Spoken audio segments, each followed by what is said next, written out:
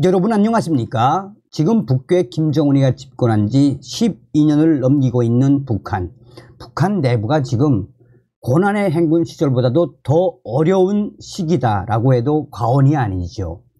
자, 얼마 전에 윤석열 대통령께서 영국을 공식 방문하셨을 때 영국의 찰스 왕세자가 영국에 있는 탈북민들을 영국 왕실 초청 행사에 공식 불러주지 않았습니까? 당시에 윤석열 대통령과 영국의 찰스 왕세자 때문에 영국 왕실을 찾은 탈북민들이 얼마나 감동을 했었습니까? 자, 영국의 BBC가 전한 충격적인 탈북민 가족 목선 탈북, 북 내부 상황, 당시의 충격 상황을 밝혔습니다. 정성산 TV 좋아요, 구독, 알림은 큰 힘이 되겠습니다. 영국의 BBC가 목선 탈북, 폭풍 후 해치고 가족과 목선 타고 탈북에 성공한 탈북민 이야기라는 제목으로 소상하게 밝혔습니다.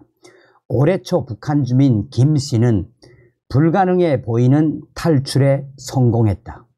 임신한 아내, 어머니, 동생의 가족을 모두 이끌고 아버지의 유골함까지 챙긴 채 바다를 통해 북한에서 한국으로 도망친 것이다.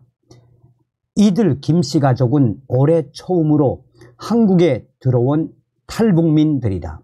코로나19 팬데믹이 덮치자 북한 당국은 패닉 상태에 빠지며 세계에서 고립되길 선택했다. 이에 국경을 봉쇄하고 무역을 차단했다. 이에 한때 꽤 자주 일어나기도 했던 탈북은 사실상 중단되고 말았다. 코로나19 팬데믹 이후 최초로 한국 땅을 밟은 탈북민으로서 김 씨는 인터뷰를 통해 어떻게 이 놀라운 일을 해냈는지 설명했다. 아울러 아사하고 있는 주변인들의 이야기, 당국의 엄격해진 단속 등 북한 내의 사정에 대한 새로운 내용들도 자세히 들려주었다. 이러한 탈북민 김 씨의 설명을 BBC가 전부 독립적으로 검증할 수는 없었으나 대부분의 세부 사항이 기존에 우리가 다른 소식통에서 들은 내용과 일치했다. 탈북 당일은 격동의 밤이었다.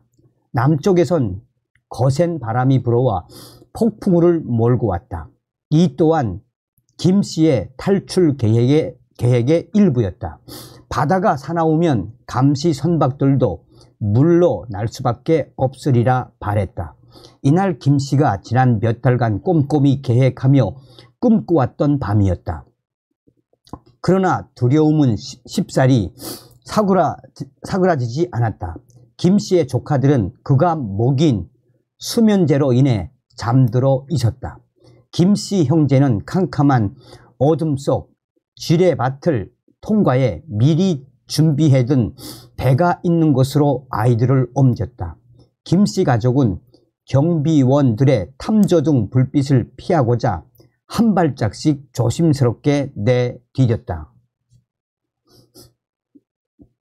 그렇게 탈출 선박에 무사히 도착한 이들은 아이들을 오래된 곡물 자루에 숨겨 마치 연장 가방인 것처럼 위장했다. 그렇게 가족은 한국을 향해 출항했다.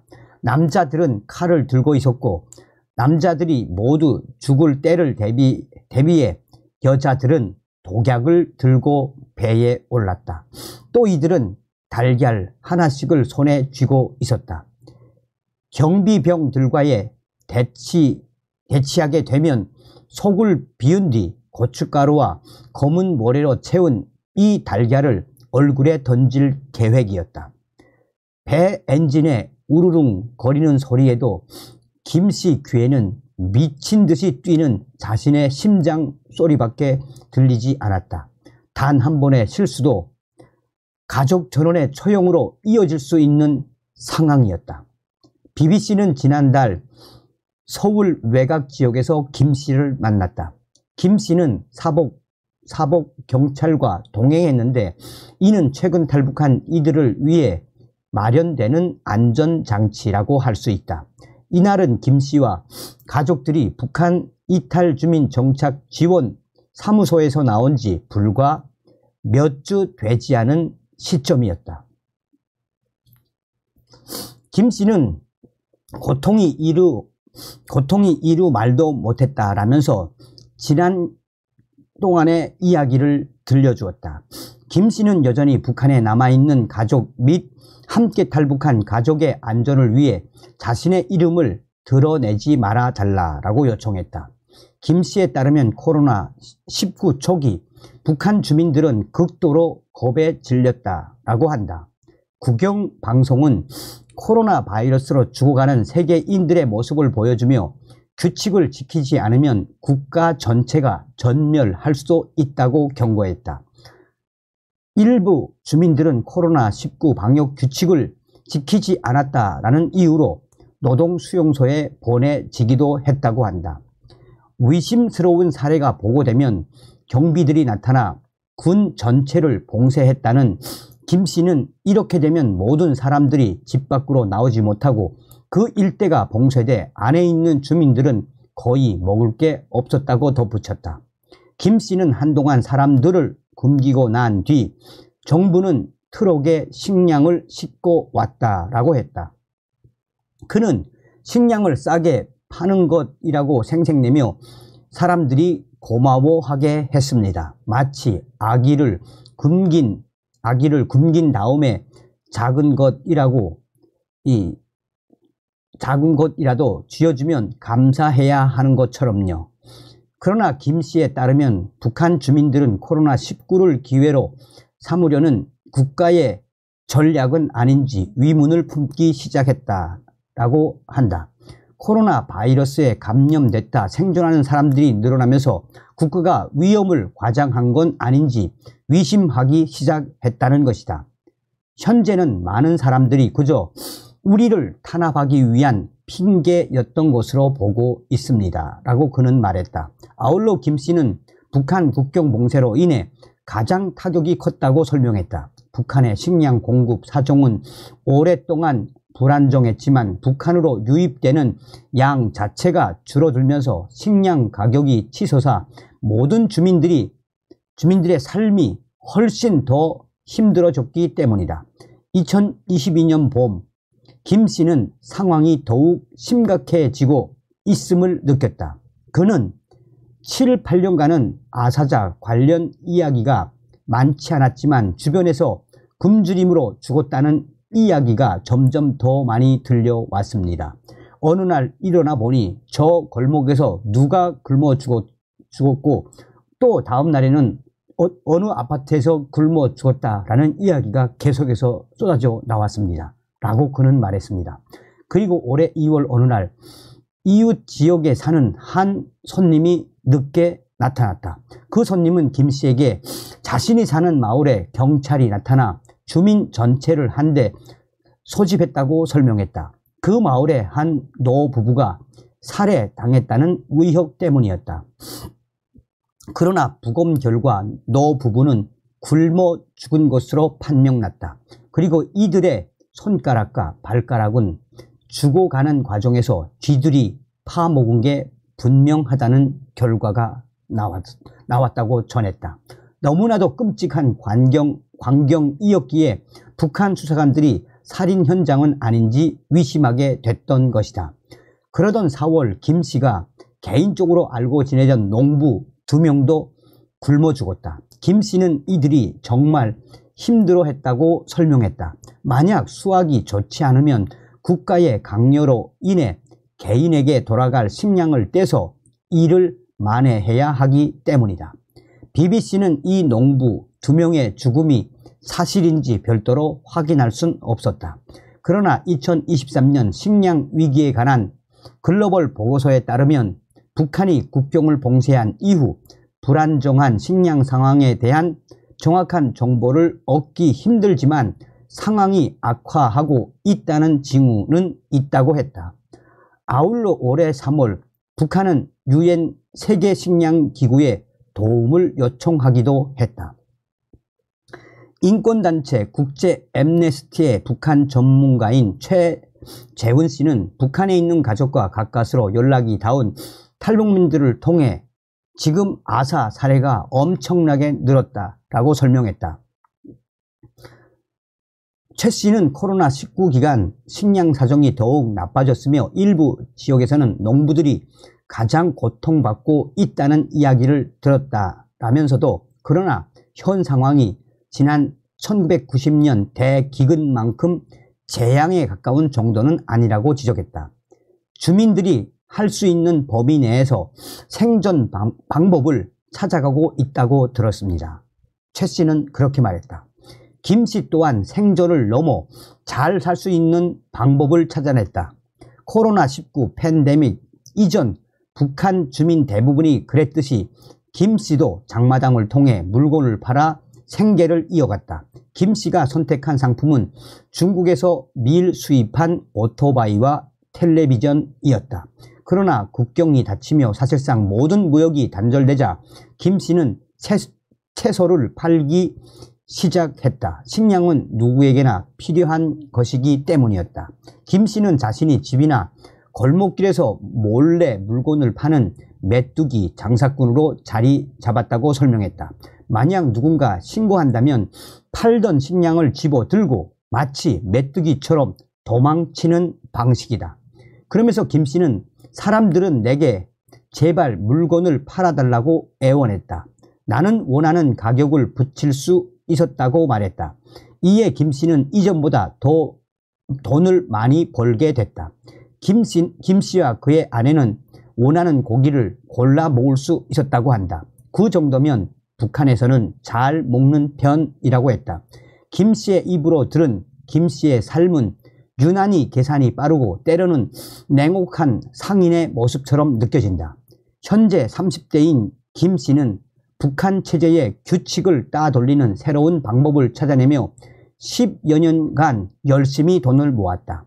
이렇게 열심히 돈을 모은 이유 중에는 어린 나이부터 느낀 북한 체제에 대한 환멸을 꼽을 수 있다. 김 씨는 어릴 적부터 몰래 아버지와 함께 한국의 TV 영상물을 시청하곤 했다고 털어놨다. 한국과 가까운 국경 지역에 살았기에 한국 채널을 시청할 수 있었다. 그렇게 김 씨는 사람들이 자유롭게 살아가는 한국의 모습에 매료됐다.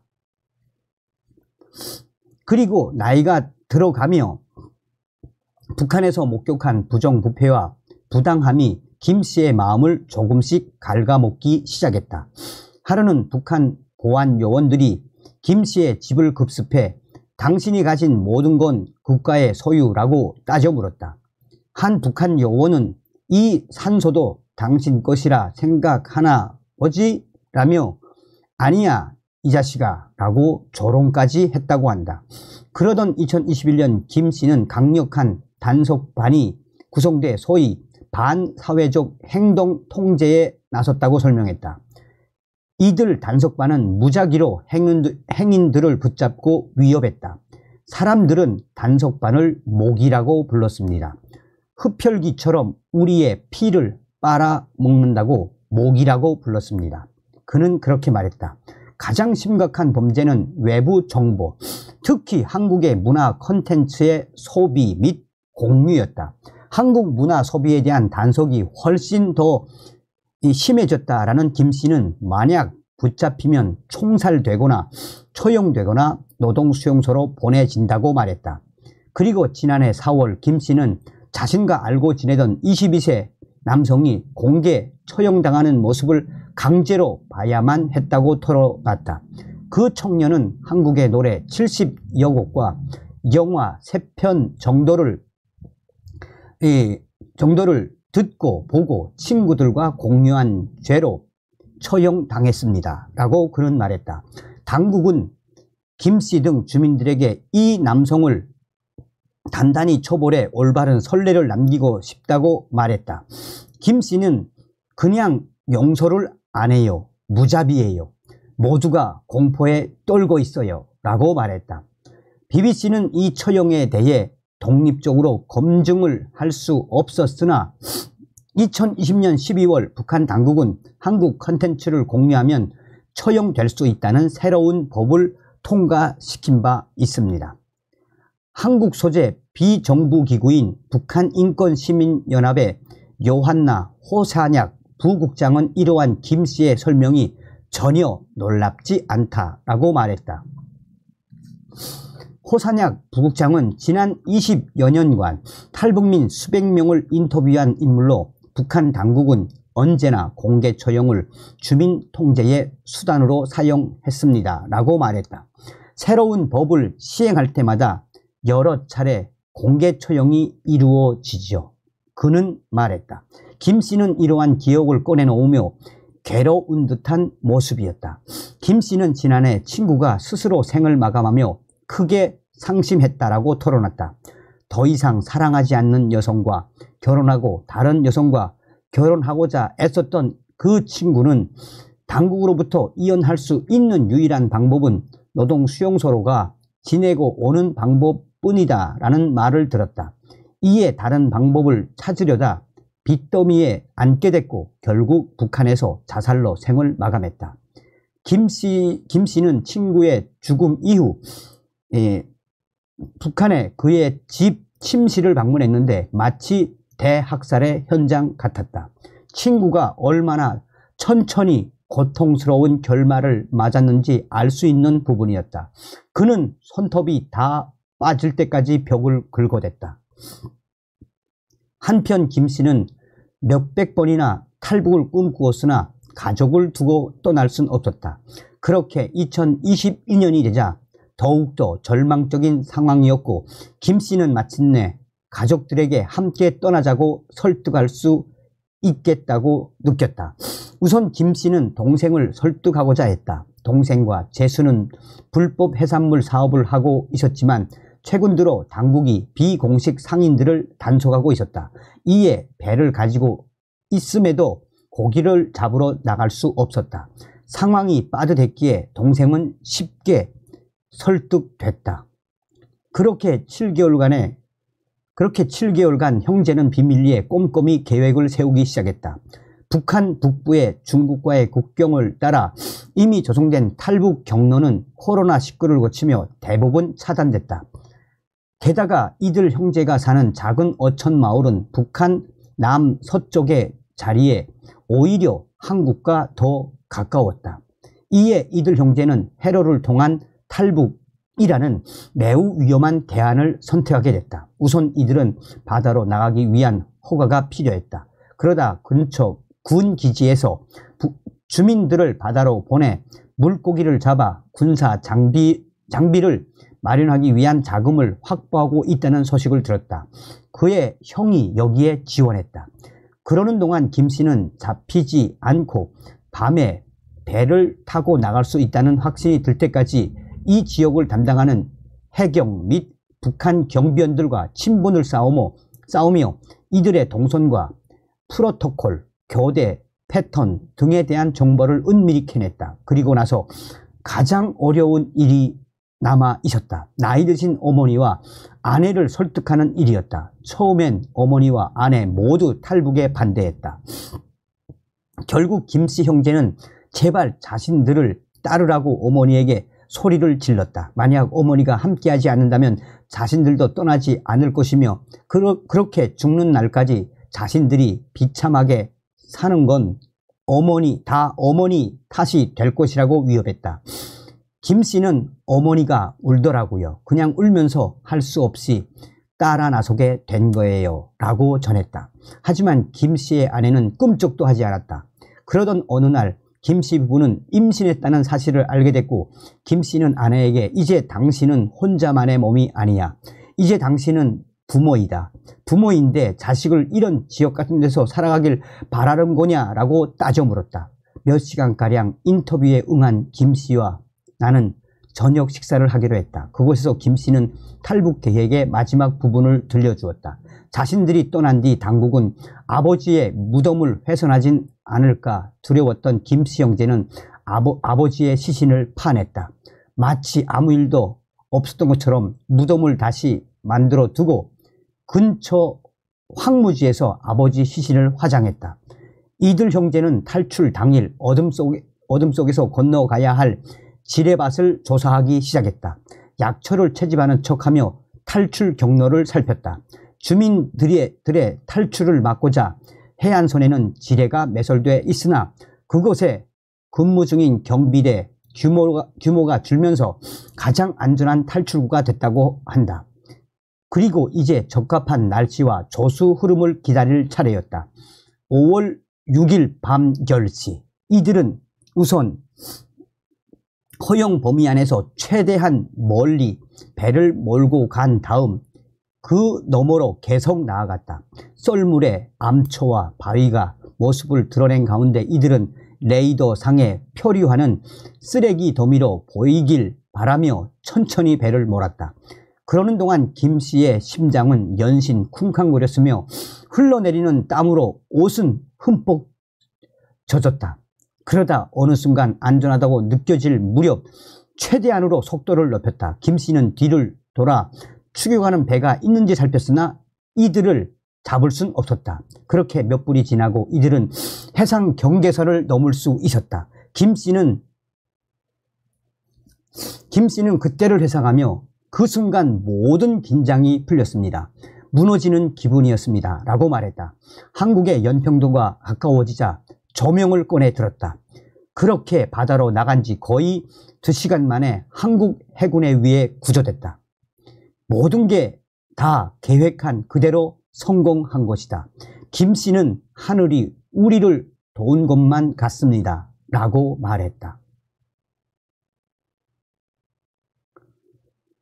여러분들은 이분의 지난 10월 김씨의 아내는 아기를 낳았으며 가족들은 정착지원사무소를 나와 아파트로 이사했다. 김씨는 아내는 건강하지만 적응하기 힘들어 한다면서 특히 어머니가 가장 힘들어 한다라고 설명했다. 김씨는 인터뷰 도중 호기심에 테이블 한쪽에 있던 에어팟 케이스를 집어 들고는 손에 뒤집었다. 내가 케이스를 열고 무선 이어폰을 보여줬지만 김씨는 여전히 혼란스러운 표정이었다. 이제 그는 한국에서의 삶 시작에 서 있을 뿐이다.